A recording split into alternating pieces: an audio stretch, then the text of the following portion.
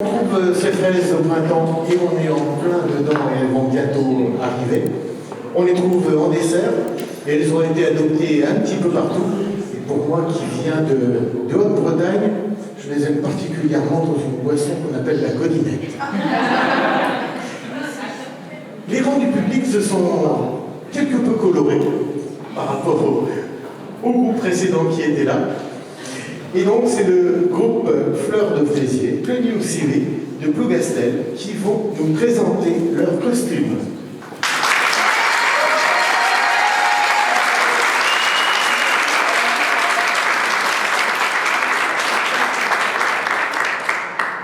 Donc j'attends toujours les fraises.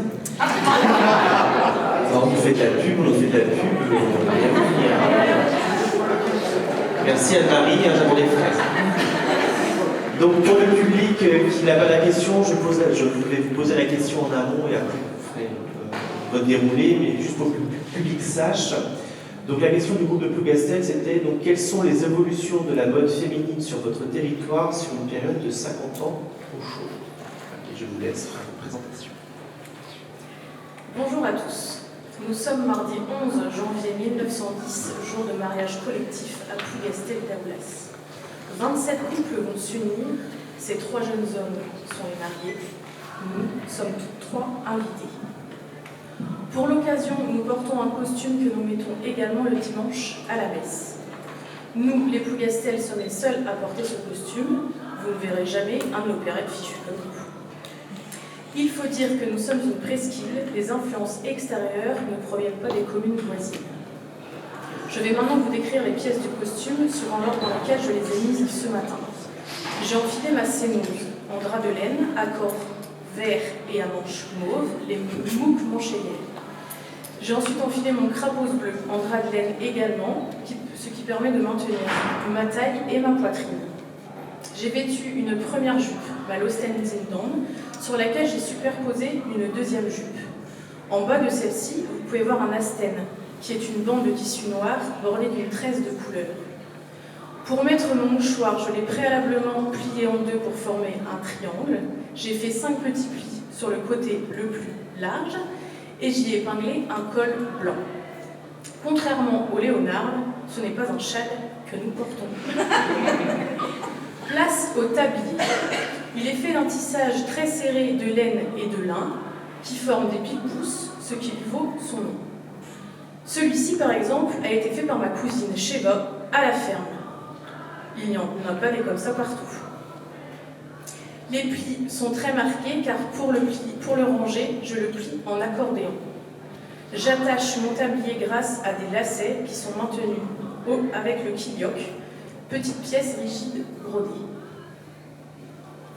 Pour me tenir chaud, je porte une paire de bermanchons en laine. Pour finir, et ce n'est pas la partie la plus simple, je me suis coiffée. Pour rappel, nous sommes en 1910, il n'est pas question que je montre ni ma gorge, ni mes jambes, ni mes cheveux. J'ai donc mis mon bonnet bléo auquel est attachée ma talidène.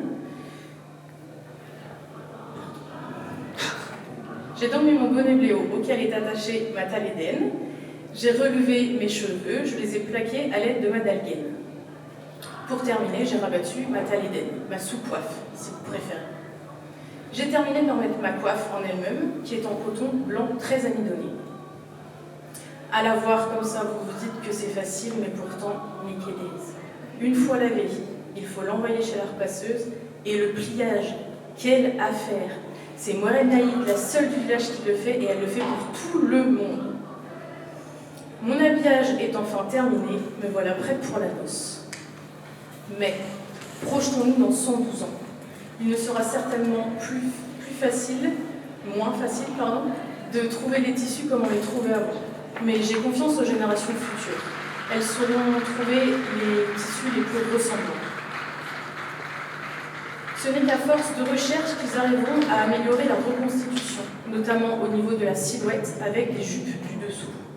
Pour cela, ils pourront s'aider de nos jupes laissées par nos descendants, mais également grâce à des iconographies. D'ailleurs, aujourd'hui, nous avons été mitraillés par le photographe de l'agence parisienne Roll. La météo pluvieuse nous a obligés à soulever nos jupes, laissant paraître nos Losten Zindon.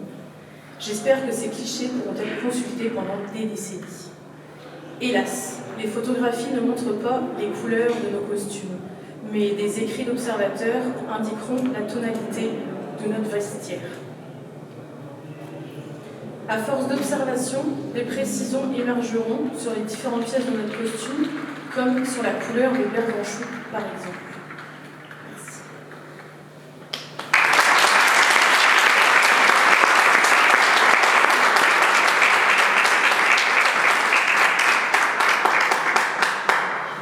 Pour répondre à la question, revenons en 2022, afin d'avoir suffisamment de recul pour vous parler de l'époque allant de 1910 à 1960. Pour évoquer cette évolution du costume féminin à Plougastel, je vais évoquer 4 aspects différents. La forme, les matériaux, les couleurs et enfin les ornementations. Dans un premier temps, au niveau de la forme, le costume féminin de Plougastel a peu évolué, si ce n'est la coiffe et les jupes qui ont rétréci. Bien que les jupes à Plougastel n'aient jamais été longues jusqu'aux pieds, elles ont rétréci après la Première Guerre mondiale. Dans les années 1930, elles laissent apparaître la cheville. Dans les années 1940, elles arrivent au mollet. Et enfin, dans les années 1960, elles arrivent au-dessus du mollet. Le tablier, autrefois plus court comme je le porte aujourd'hui, s'alignera au bas de la jupe par la suite. La coiffe, quant à elle, va rétrécir également. Au début du XXe siècle, la coiffe arrive au bord de la talédaine, la sous-coiffe, qui elle-même recouvre les cheveux. Petit à petit, la coiffe va rétrécir, elle va reculer, et la talédaine également, laissant apparaître les cheveux. Le deuxième aspect concerne donc les matériaux. Le costume de Plougastel a majoritairement été constitué de pièces en drap de laine, et ce sera toujours le cas pour le crapose, la partie bleue que je porte aujourd'hui, pour conserver un maintien de la taille et de la poitrine. Cependant, c'est la seule partie qui restera en drap de laine. Les jupes vont passer dans un drap de laine plus léger, grain de poudre appelé Crosco. Les tabliers de soirée de cérémonie passeront en velours dans les années 1920 et le tablier pique-pouce, comme je le porte aujourd'hui, passera en coton pour le quotidien et en mérinos pour les dimanches. En effet, le mérinos est une matière qui aura beaucoup de succès à Plougastel et qui constituera les cénoses et les tabliers pour les petits dimanches et les cérémonies. Enfin, les parures de cérémonie passeront de la percale de coton au tulle bordé de dentelle, puis à la dentelle mécanique entre les deux guerres, et enfin en tulle brodé dans les années 1935.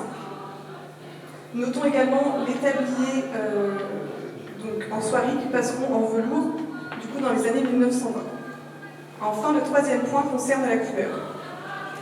Après la Première Guerre mondiale, le noir prendra le pas sur l'éventail de couleurs à Plougastel. Les seules parties qui resteront colorées est le mouchoir comme je le porte aujourd'hui, bleu et blanc, les broderies au niveau du quilloc, avec du fuchsia, du bleu et du mauve, et enfin les perles qui vont orner les costumes de cérémonie. Le quatrième point est donc les ornementations. Donc au niveau des ornementations, la seule partie brodée au début du XXe siècle est le quilloc, donc cette petite partie à l'arrière du crapose. Plus le crapose va rétrécir, plus la broderie va s'étendre jusqu'à le recouvrir intégralement.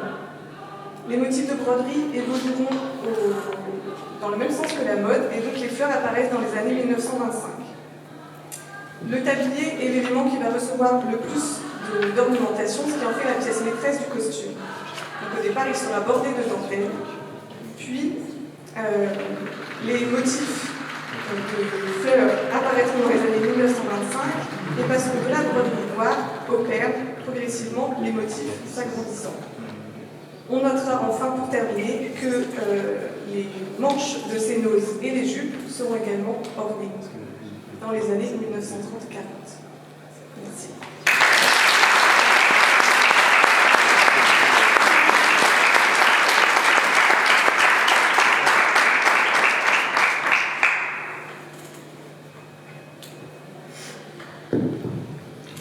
J'ai pas eu de frais, ça va être simple.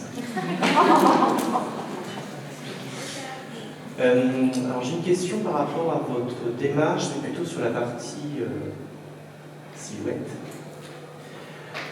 Donc vous avez reconstitué des jupons dessous, j'ai vu bleu, mauve. Est-ce que démarche, est-ce que vous avez fait des prototypages pour essayer de voir si, malgré l'ajout de ce jupon, vous récupériez les silhouettes de l'époque? Parce que je prends par expérience, et vous le mettez également dans vos dossiers, les tissus actuels sont beaucoup plus souples. Et malgré tout, même si on rajoute un jupon, des fois on n'arrive pas à retrouver ce volume parce que c'est trop flasque. Et des fois on est obligé de rajouter encore des choses pour récupérer le volume. Est-ce que vous avez travaillé sur du prototypage pour essayer de voir ces silhouettes, ou est-ce que c'est quelque chose qui est en projet d'amélioration de l'entreprise? On ne peut pas tout faire en une fois. Eh bien en fait, la reconstitution qu'on a faite, on l'a faite par rapport aux pièces anciennes. Et c'est vrai que nous, dans notre démarche, on part toujours de la pièce ancienne et on a préféré faire de la même manière que celle qu'on a trouvée au musée, par exemple, ou d'autres pièces auxquelles on a pu avoir accès. Et donc, dans le haut de la jupe du dessous, je pense qu'on l'avait noté dans le dossier, c'est en coton simple. Le drap de laine commence un petit peu plus bas. Et c'est vrai qu'on n'a pas l'habitude, justement, de réadapter pour... pas tricher entre guillemets, mais c'est vrai que nous on essaye vraiment de s'habiller comme on le faisait traditionnellement. Donc après c'est vrai que les tissus, comme on l'a dit, sont plus fins en général. Et après on s'escrime à essayer de trouver justement les matériaux les plus épais qu'on puisse trouver. On n'hésite pas à se déplacer justement pour aller faire teindre certains tissus. Et là, notamment pour les jupes du dessous, après par rapport aux couleurs, c'est vrai qu'on en a fait de toutes les couleurs. Les jupes du dessous qu'on a retrouvées sont uniquement bleues, donc comme celle que j'ai là. Mais sur les photos, on peut voir justement sur le site de Gamika, l'agence Paul qui avait pris plein de photos, on voit qu'il y a différents tons. Et on s'est basé aussi sur d'autres écrits que j'avais mis en source, où on voit qu'il y a plusieurs couleurs en fait. Et c'est vrai qu'il y a beaucoup de couleurs à Plougastel, donc on a pris le parti, justement, on essaye en général d'uniformiser au départ, mais tant qu'à faire, vu que c'est des jupes du dessous, on les voit moins, autant mettre encore un peu plus de couleurs dans le costume.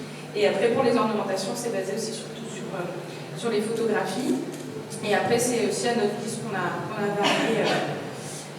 varié. Et notamment aussi pour la mercerie, c'est de plus en plus compliqué d'en trouver dans la région. Donc là aussi, ça a été trouvé soit à Paris, soit dans des fonds qu'on avait déjà. Merci. Voilà. Non, alors, on en suivait justement avec Martial, et c'est vrai que moi je l'ai fait, Martial dans un autre plateau également. Enfin, nous, on a tendance, et c'est vrai que notre démarche, c'est vraiment de copier l'identique. Voilà. C'est vrai que moi, par exemple, on avait tendance à amidonner nos jupons blancs, justement pour récupérer ce volume, parce que malgré tout, même en reconstituant d'après copie, on ne retrouvera jamais les tissus d'époque qui donnent naturellement un confrontant des volumes impressionnants. Mais voilà, c'est des pistes de travail, de réflexion, enfin, ce sont des pistes de réflexion dans vos futures démarches. Voilà. Tout à fait. Mais c'est vrai qu'on aime aussi, parce que les danseuses portent les costumes, et du coup, on aime autant aussi que les danseuses portent le costume tel qu'on le mettait et se rapprochait plus de l'identique. C'est vrai que quand on a porté le costume tard à Plougastel, c'est vraiment très ancré en nous, le port du costume, donc du coup on se réfère vraiment beaucoup à comme on faisait avant. Mais j'entends bien la remarque, et puis on essaie de travailler. C'est la première année qu'on présente ces jupes du dessous, donc on verra ce que ça donne sur la saison, sur toute la série de filles également. Merci beaucoup. Et donc nous allons sortir comme on fait à Plougastel, les hommes d'un côté et les femmes de l'autre.